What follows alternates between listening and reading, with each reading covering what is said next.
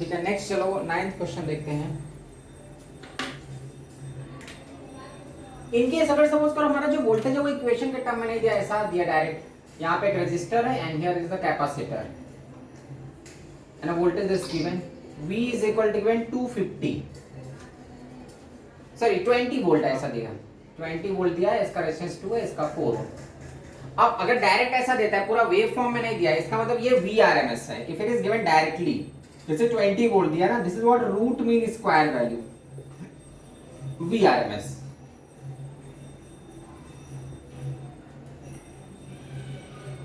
Clear? तो अगर हमारा कोई भी वैल्यू डायरेक्ट पूरा वेव फंक्शन में दिया तो डायरेक्ट 20 दिया तो this is the root mean square voltage. अब अपने को फाइंड करना है I1 एंड I2, दोनों में कितना करंट जाएगा। तो आसान है, यहाँ पे अकेला है भाई कैपेसिटर, ये XC है और ये R है, तो I1 निकाल लो। I1 कितना हो जाएगा, पहले IRMS पहला का VRMS divide by resistance, Z निकालने की जरूरत नहीं बिकॉज़ अकेला है, तो 2, so that is 20/2 which is equal to 10। ये फर्स्ट का करंट हो गया। I2 कितना हो जाएगा 20/4 that is 5। अब जब नेट करंट निकालेंगे इसका I, तब यहाँ पे ऐसा नहीं था I is equal to I1 plus I2 कर देंगे, फिर से वही लेंगे। इसमें देखो, इस केस में जो करंट होगा वो वोल्टेज के साथ ही रहेगा, जो रेजिस्टर में करंट होगा वो वोल्टेज के साथ रहेगा, लेकिन कैपेसिटर वाला करंट वोल्टेज से लीड करेगा पाई/2 से। अब वोल्टेज तो दोनों में सेम है, इसके लिए हम मतलब इस I1 और I2 में फेज डिफरेंस कितने का होगा, पाई/2 का।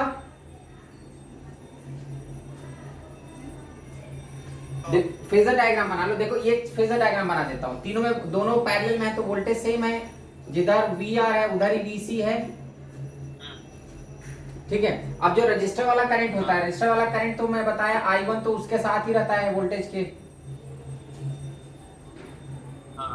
लेकिन जो कैपेसिटर में करंट होता है वो लीड करता है, तो ये IC है, तो देख I2 मतलब समझो, ठीक है। सो I1 और I2 में फेज डिफरेंस कितने का आ रहा है, पाई/2 का। तो ऐसा नहीं कि इक्वेशन नहीं दिया तो इक्वेशन खोजने लगोगे, तो इक्वेशन जब दिया ही नहीं तो कैसे मिलेगा, तो फेजर डायग्राम से निकाल लो। हमको केवल फेज डिफरेंस चाहिए, एग्जैक्टली फेज तो चाहिए ही नहीं। तो अब क्या होगा, I is equal to root of I1 square plus I2 square. तो रूट ऑफ I1 कितना निकाला हमने, 10 का square that is 100 plus 25 root of 125।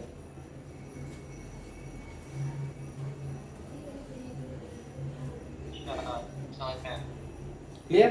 तो कभी कभी जो नहीं हमेशा इक्वेशन ही दिया है, कभी भी डायरेक्ट VRMS के फॉर्म में भी दिया रह सकता है। रब करूं,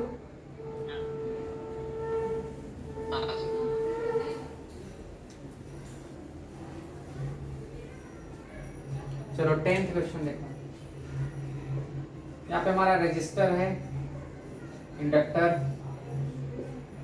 कैपेसिटर और रेजिस्टर है, सब ये दोनों 1 ओम है। 3 ले लो, 3 ओम, ये भी 3 ओम है, ये 2 ओम और 2 ओम, और यहाँ पे जो VRMS है वो दिया हुआ है 100 वोल्ट। VRMS की वैल्यू दिया डायरेक्ट, बिकॉज इक्वेशन फॉर्म में नहीं, it means it is VRMS। अपने को फाइंड करना है I1 I2, इसमें जो करंट जा रहा है दैट इज I1, इसमें जो करंट जा रहा है दैट इज I2। तो पहले जब I1 I2 को फाइनल कर लेते हैं, हमको एग्जैक्ट I1 I2 की वैल्यू निकालना है, फिर बाद में हम I भी निकाल सकते हैं। तो जरा I1 के बारे में सोचो, I1 क्या होगा, Z आएगा, अब यहाँ पे 2 है ना, तो Z1, दूसरे वाले में क्या होगा Z2, तो Z1 कितना होगा, Z1 is equal to root of R square plus XC square, because XL तो है ही नहीं, तो Z1 कितना हो जाएगा, रूट ऑफ 4 प्लस 4 2 रूट 2। तो I1 निकाल लो, I1 कितना हो जाएगा 100, पूरा वोल्टेज यहाँ पे डेवलप होने वाला है। क्लियर? तो 100 डिवाइड बाय 2 रूट 2 तो कितना आ जाएगा 50 बाय रूट 2।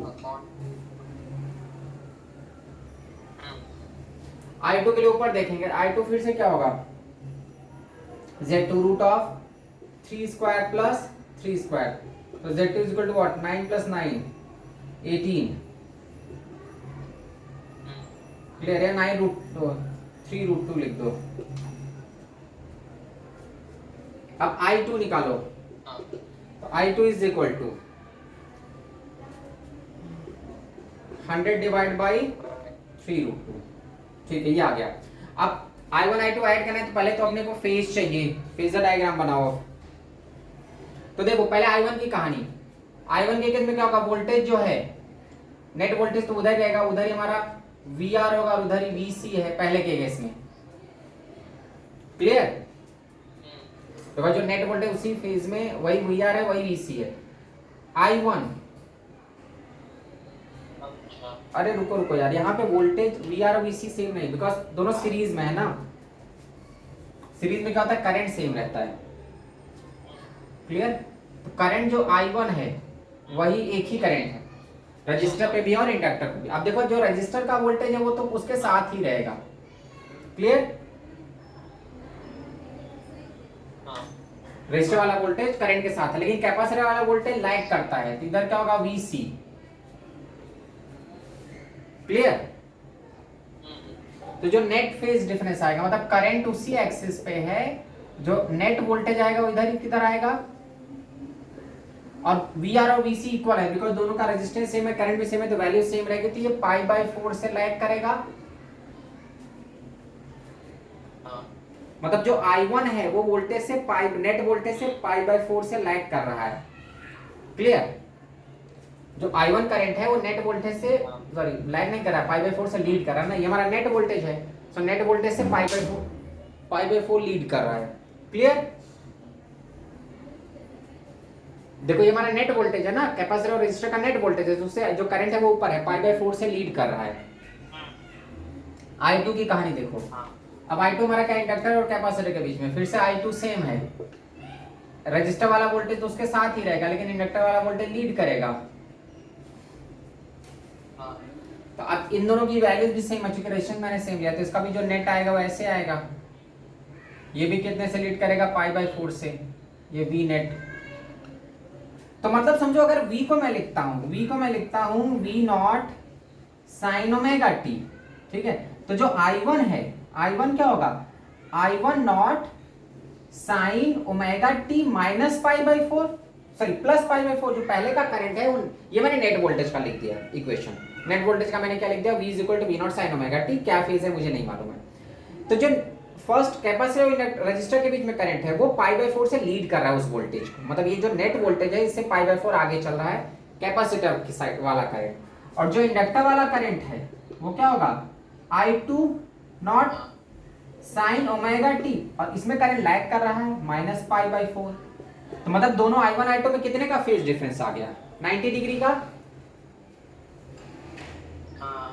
ठीक है, तो इनमें जो फेज डिफरेंस आ रहा है वो 90 का आ रहा है। तो मतलब I की जो वैल्यू निकालेंगे वो क्या होगा, √I1 square plus I2 square. अगर दो वेव्स हैं 90 डिग्री पे हैं, फेज डिफरेंस सुपर इंपोज होंगे, तो √I1 square plus I2 square.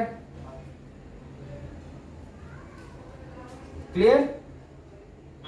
तो I की जो वैल्यू आएगी, I is equal to √I1 कितना था, 50/√2 का स्क्वायर प्लस 100/√3, 100/3√2 का स्क्वायर।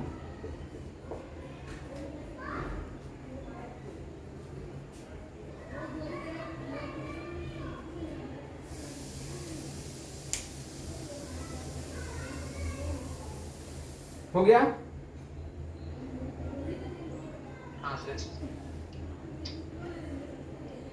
रब करूं?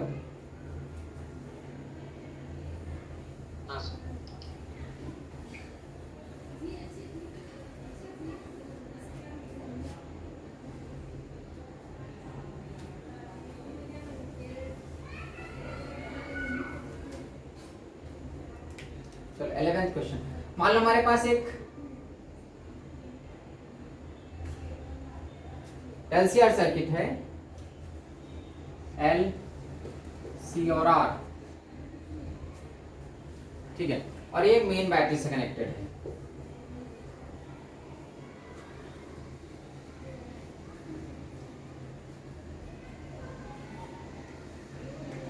ठीक है, अगर हम इन दोनों का वोल्टेज मेजर करते हैं, मतलब L, C और R सर्किट में ये mention these two are in series, जो नेट वोल्टेज है, net voltage is given 130 volt. ये जो हमारा वी नॉट है,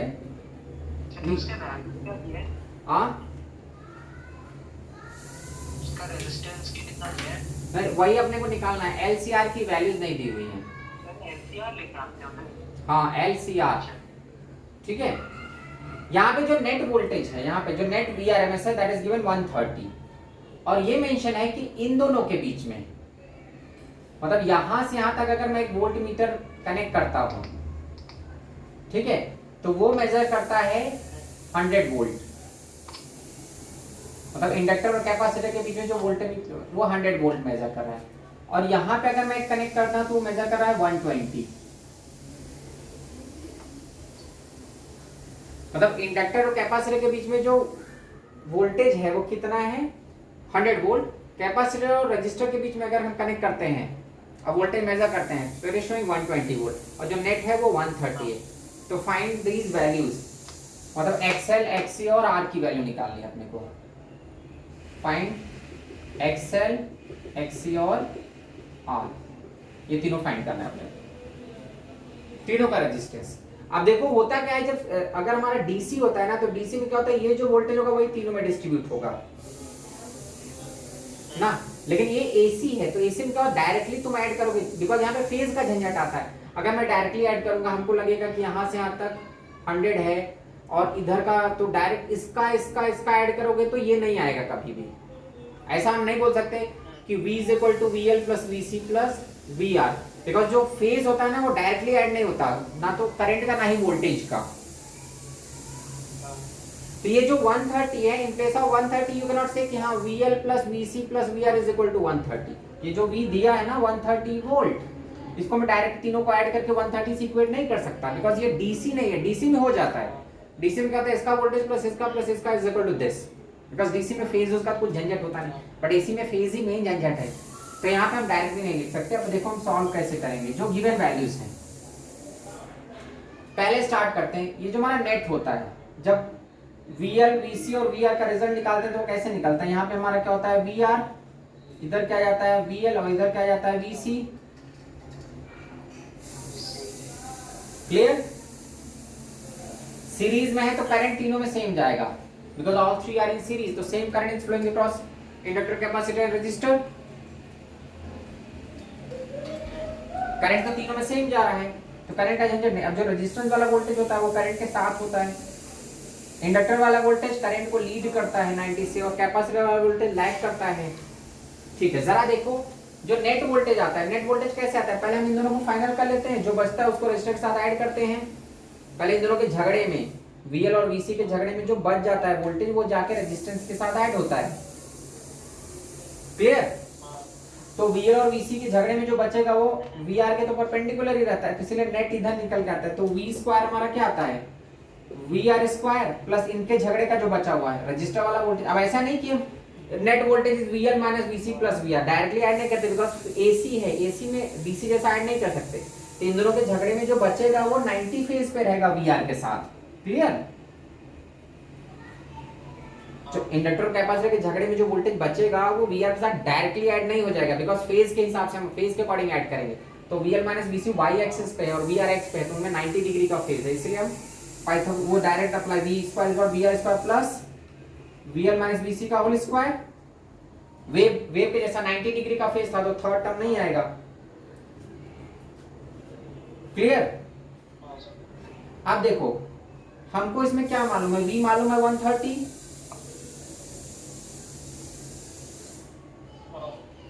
नेट वोल्टेज मालूम है 130। अरे भाई तीनों का नेट वोल्टेज मालूम है ना 130। हाँ अरे तो 3 बार से मैं पूछा, नेट वोल्टेज हमको मालूम है 130, VR और VC VL अलग से नहीं मालूम है। ठीक है, जरा यहाँ पे देखो इन दोनों का, ये जो 100 दिखा रहा है, ये 100 क्या है, इंडक्टर और कैपेसिटर। इंडक्टर और कैपेसिटर के देखो ये दोनों एक दूसरे के क्या अपोजिट हैं, इंडक्टर और कैपेसिटर का मतलब इन दोनों का वोल्टेज एक दूसरे का दुश्मन होता है। तो ये जो 100 आ रहा है, ये 100 बेसिकली इन दोनों के फाइन दुश्मनी के बाद बच के आ रहा है। क्लियर? इंडक्टर और कैपेसिटर के बीच में जो वोल्टेज मेजर कर रहा है वो कितना है 100 वोल्ट। सो 100 वोल्ट कैसे आएगा, इंडक्टर एंड कैपेसिटर एक दूसरे के दुश्मन है तो इनका वोल्टेज माइनस होता है, जब माइनस होता है तो बचता है 100 वोल्ट बच रहा है यहाँ पे।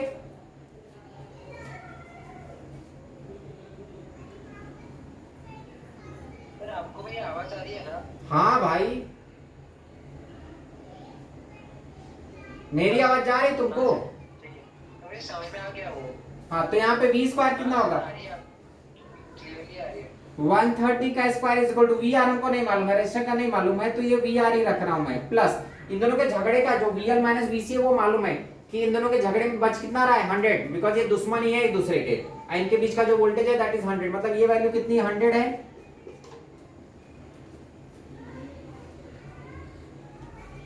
अब यहां से क्या होगा वी आर का स्क्वायर, तो V R square is what 130 का स्क्वायर प्लस 100 का इक्वेशन, एक इक्वेशन आ गया हमारा। ठीक है चलो अब दूसरा हम देखते हैं, VL माइनस VC।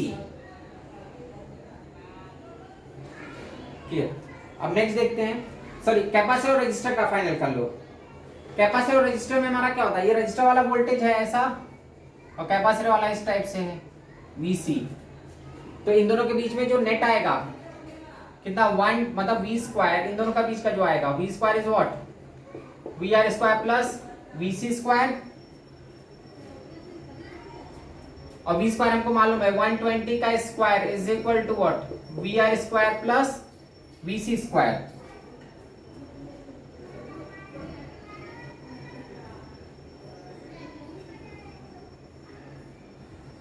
तो 120 यहां से हम निकालते हैं, अगर हमारा आता है V R square plus VC square is equal to 120 का square, this is the second equation. एक और इक्वेशन बनना चाहिए हमारा, पहली वैल्यू लगानी है सर गैस स्क्वायर की। हाँ अरे यार तुम कुछ बोल, करके ना गैस स्क्वायर की। किसकी वैल्यू वी आर हमारा जो हाँ यहाँ पे पुट कर सकते हैं वी आर की वैल्यू, वी आर हम अच्छा ठीक है वी आर यहाँ से निकल चुका है, ठीक है तो वी आर की वैल्यू क्या हो जाएगी रूट ऑफ, अब ये बड़ा झंझट वाला है 130 का स्क्वायर प्लस 100 का स्क्वायर, तो 113 का स्क्वायर कितना हो जाता है 169 प्लस 1000 नहीं 10,000, इससे वी आर निकलेगा, इस वी आर को वहां पे पुट करोगे तो VC आ जाएगा, ठीक है। अरे माइनस आ जाएगा ना, वी आर VC और वी आर निकल, यहाँ पे हमारा इसका सिंप्लीफाई करोगे और फिर वहां पे पुट करोगे। अब देखो यहाँ पे तुमको कंफ्यूजन हो सकता है कि माइनस आ सकता है प्लस, तो हम इसको जो ये वाला पार्ट होता है ना इसमें कौन ज्यादा है हमको नहीं मालूम, बिकॉज इनका पर्टिकुलरली रेजिस्टेंस नहीं दिया है, दैट एल और सी का एग्जैक्टली रेजिस्टेंस नहीं देते, इसको मॉड में लेके चलो, क्लियर। हाँ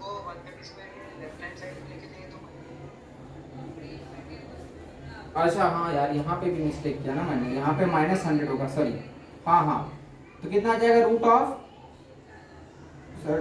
1690, ये हमारा वी आर आ गया और इसका स्क्वायर यहाँ पे पुट कर दो तो क्या होगा VC square is equal to 120 that 1400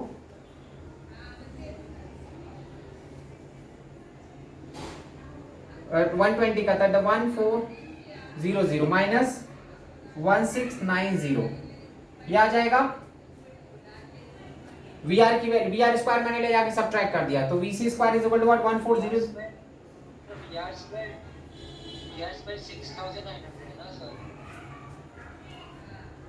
हाँ यार सब गड़बड़ कर रहा हूं मैं, ठीक है 6900, तो 6900 हो गया, इसको सिंप्लीफाई कर दोगे तो VC स्क्वायर कितना आ जाएगा, दोनों को माइनस कर दो 14,400 और 6,900,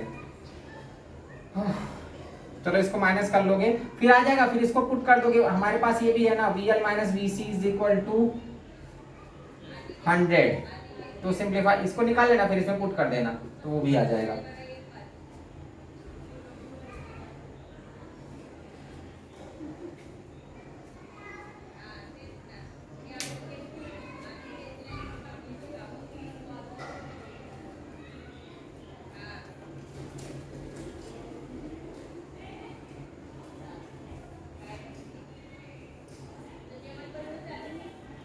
हो गया, इसको नोट कर लो, इसको अभी सिंप्लीफिकेशन कर लेना।